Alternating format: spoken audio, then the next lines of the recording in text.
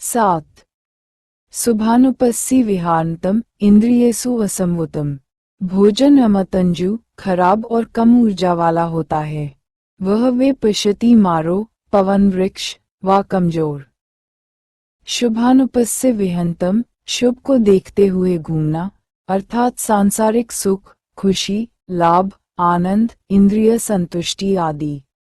अनुपस्य बारंबार देखना, विहारंत आनंद लेना, घूमना फिरना, रहना, व्यवहार करना, इंद्रियेषु 6 इंद्रियों का वश में न होना, भोजन में ही अमतधंजु भोजन में मात्रा का ज्ञान न होना, कुसितम आलसी होना, हीनवीर्यम कमजोर होना, मनोबल न होना, उत्साही और उद्यमी न होना, मरो मनोविकार, वतो वायु, तूफान, रूख व वृक्ष सदृश्य, दुर्बलम कमजोर, दुर्बल।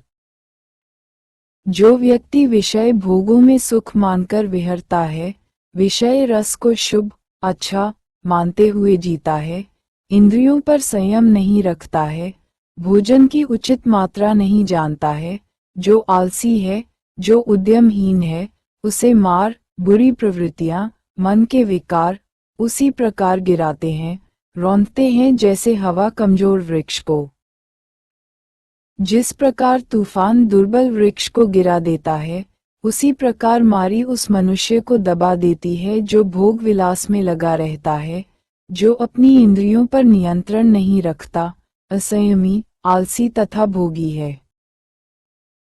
शरीर की इंद्रियों के विषय हैं रूप, शब्द, गंध, स्वाद, स्पर्श। जो व्यक्ति इन विषयों के रस को सुखकारी मानते हुए जीता है, जो अपनी इच्छाओं पर काबू न कर सभी सुधन व्यक्ति या वस्तु को प्राप्त करना चाहता है, भोगना चाहता है, उसकी तृष्णा कभी पूरी नहीं होती है और वह दुख में गिर जाता है।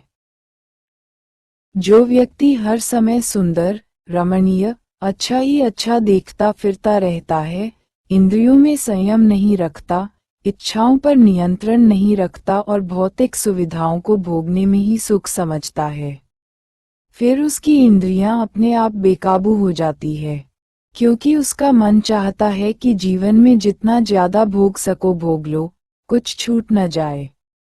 मन में पछतावा न रहे कि फलां सुख को भोगने से बाकी रह गया। इसके लिए वह संयम की सीमाएं तोड़कर विषय रस भोगता है।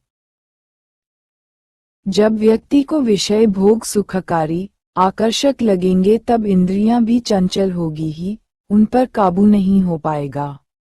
यदि व्यक्ति इंद्रियों पर संयम रखना चाहे तो वह विषय भोगों की दुख का कारण समझे, जैसा कि वे हैं। इंद्रियों पर काबू करने वाला ही सुख शांति पा सकता है। जब विवेकशील, ज्ञानवान साधक की नजर में विषय भोग तुच्छ दिखने लगेंगे, वे दुख के कारण नजर आएंगे तो इंद्रियां अपने आप संयत हो जाएगी। से भोजन की उचित मात्रा न जानना भी मन के विकार का कारण है। जीभ का विषय है स्वाद। जो व्यक्ति स्वादिष्ट भोजन पाकर जरूरत से ज्यादा मात्रा में भोजन ग्रहण करता है, दिन में कई बार भोजन करता है, मन पर काबू न होने से ठूस ठूस कर खाता है, ऐसा व्यक्ति आलसी हो जाता है, ध्यान साधना नहीं कर पाता है और अधिक मात्रा में भोजन करने से कई बीमारियों से ग्रस्त हो जाता है। जो व्यक्ति आलसी होता है वह अच्छे जीवन निर्वाह के लिए कोई मेहनत, उद्यम नहीं कर पाता है, गरीबी में ही दिन गुजारता है।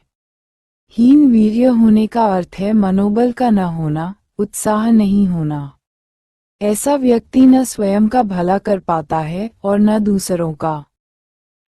इस प्रकार विलासिता में डूबा व्यक्ति, आलसी, इंद्रियों पर संयम न रखने वाला, भोजन की उचित मात्रा नहीं जानने वाला, उद्यम नहीं करने वाला, कमजोर मनोबल के व्यक्ति को मार, काम, मन की बुरी प्रवृत्तियां उसी तरह गिरा देता है जैसे हवा कमजोर वृक्ष को।